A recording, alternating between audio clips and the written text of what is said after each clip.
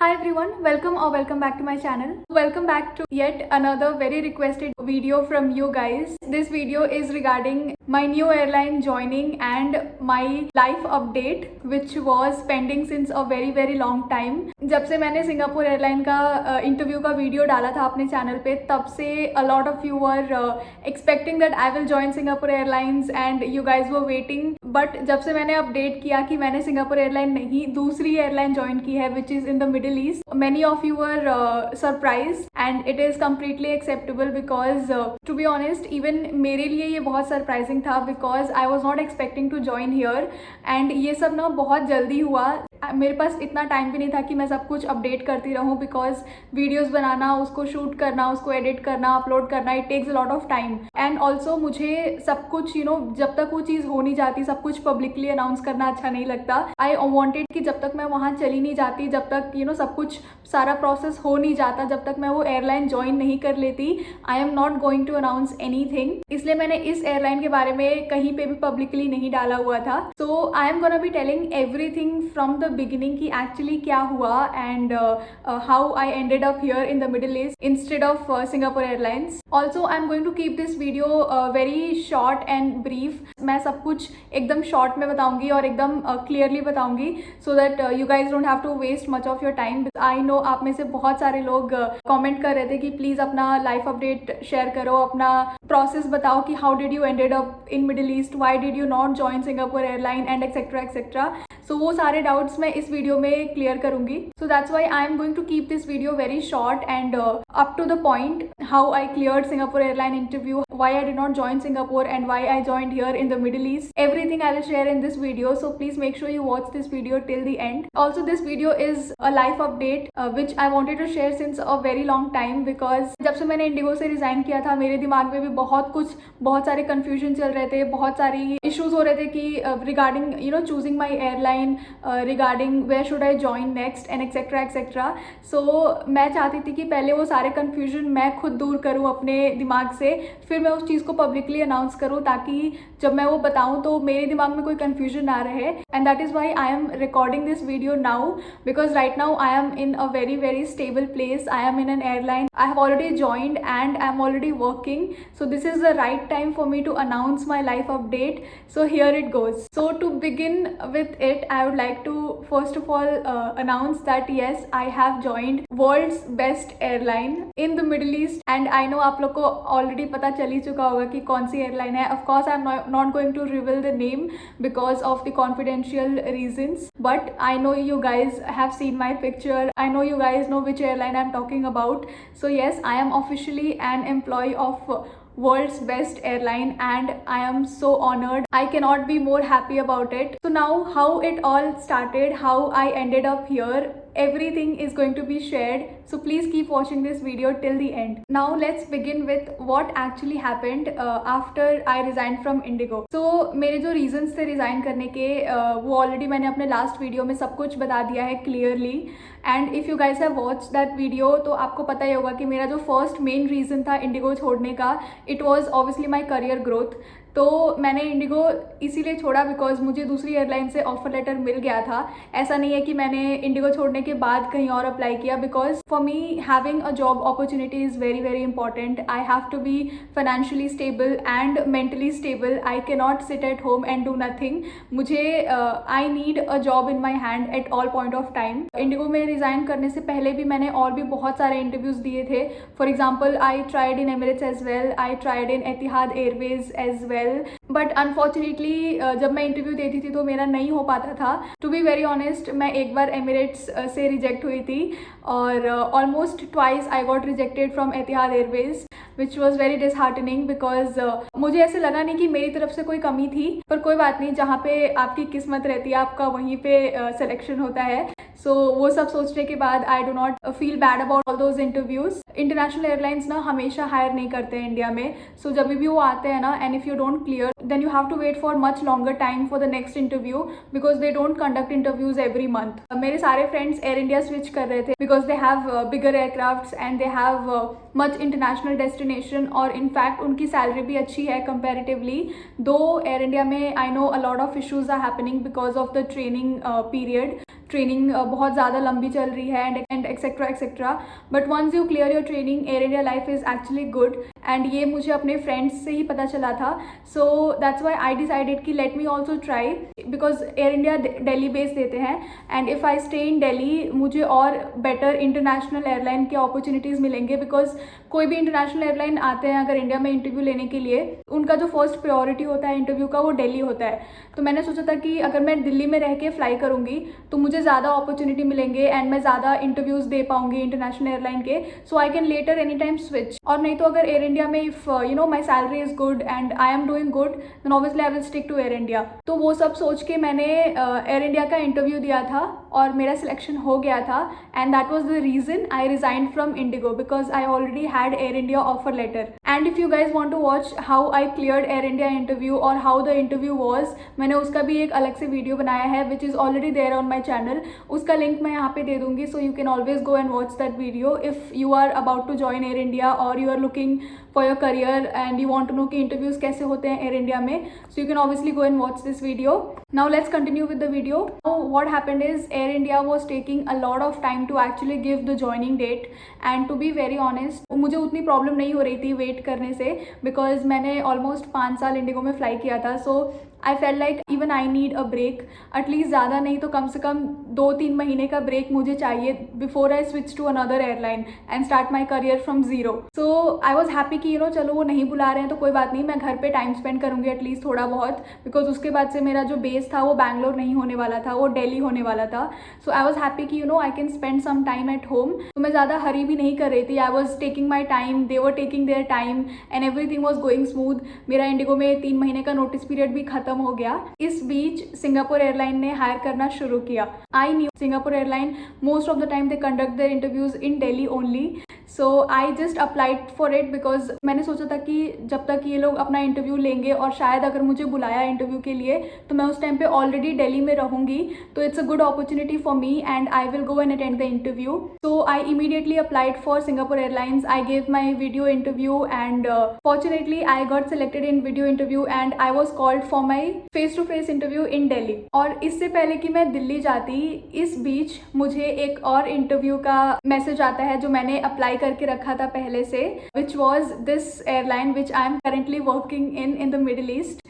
तो इसका इंटरव्यू का मुझे इन्वाइट आया and I was very very happy, because मुझे हमेशा से कोई भी मिडिल ईस्ट एयरलाइन में वर्क करना था, फॉर एग्जाम्पल एमिरेट्स या एतिहाद या Qatar Airways. I always wanted to move to an airline in the middle East because of many reasons, जिसमें से एक है tax free salary and the facilities they provide. मुझे इस एयरलाइन का भी इन्वाइट आया और मैंने जाके इसका इंटरव्यू भी दे दिया था, इवन दो मेरे पास ऑलरेडी 2 ऑफर थे from Air India as well as from this airline which I am currently working in. मैं स्टिल गई सिंगापुर एयरलाइन का इंटरव्यू देने बिकॉज मुझे कोई चांस नहीं लेना था। उस टाइम पे मैंने ऑलरेडी इंडिगो छोड़ दिया था, सो बेसिकली मेरे पास कोई जॉब नहीं थी। All I had was these offer letters from different airlines. Who doesn't like a choice? तो उस चीज़ को दिमाग में रख के मैं दिल्ली गई, मैंने सिंगापुर एयरलाइंस का इंटरव्यू भी दिया एंड वो इंटरव्यू भी क्लियर हो गया। So in the end now I had 3 airlines, जिसमें से obviously if I have to choose तो एयर इंडिया तो ऑब्वियसली लास्ट में आता है for obvious regions.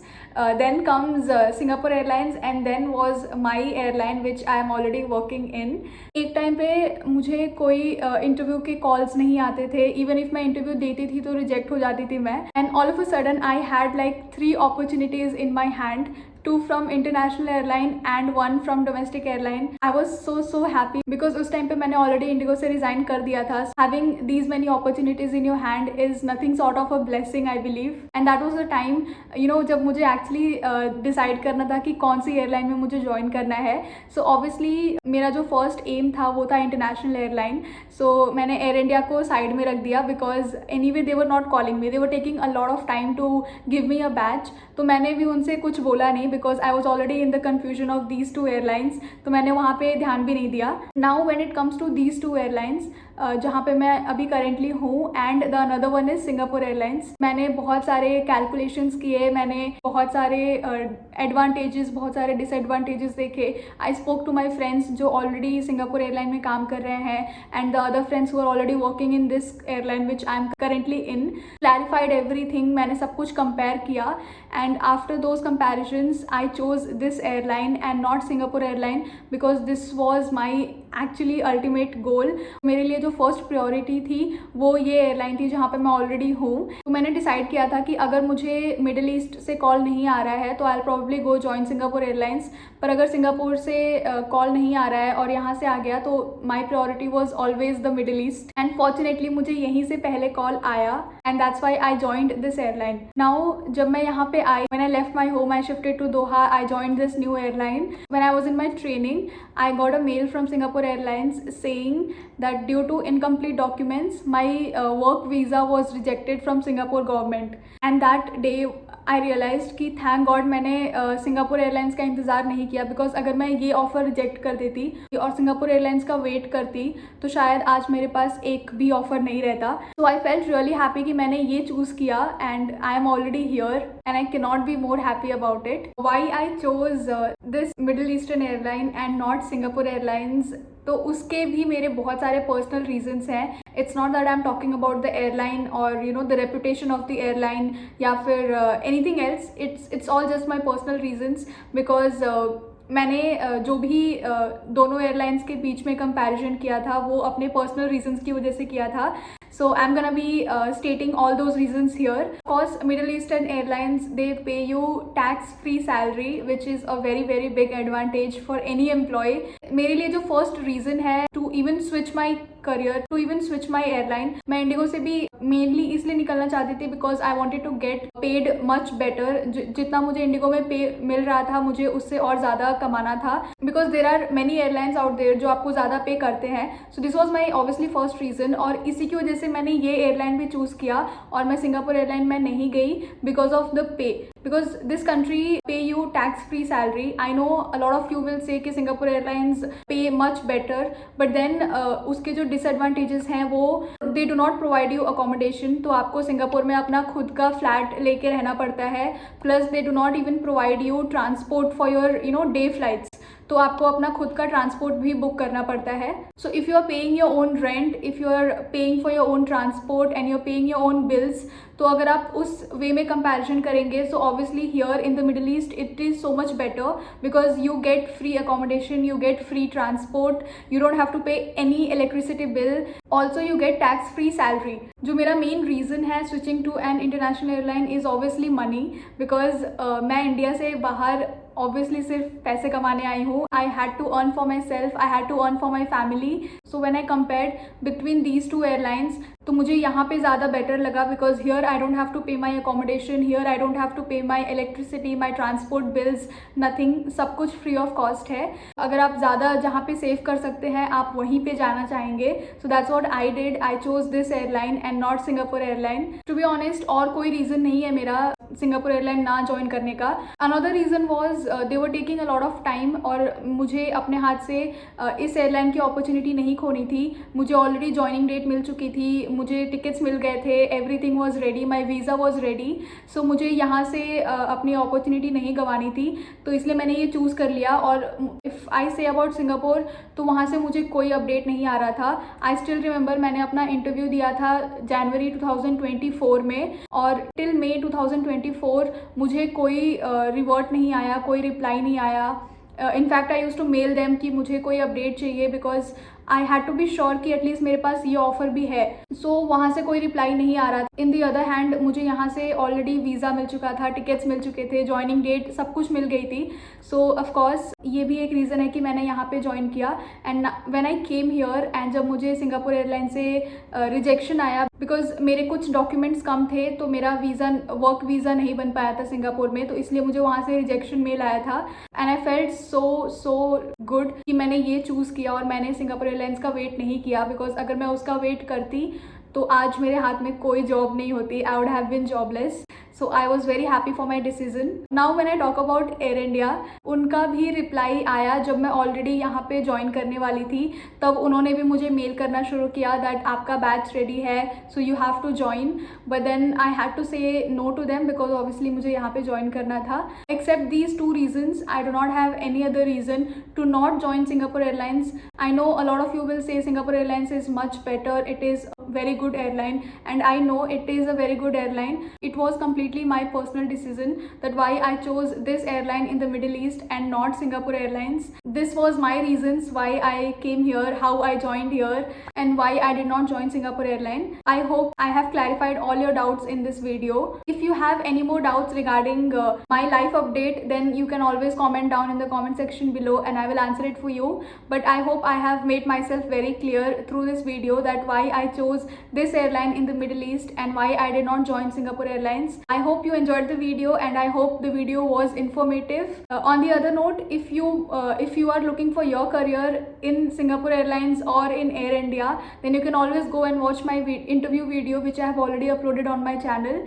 so you can get an idea कि Singapore Airlines के and Air India के interviews कैसे होते हैं. And let me know if I can clear more of your doubts in the comment section below. Keep commenting and keep dropping your questions. Till then, I will take my leave and I will see you again in my next videos. Bye.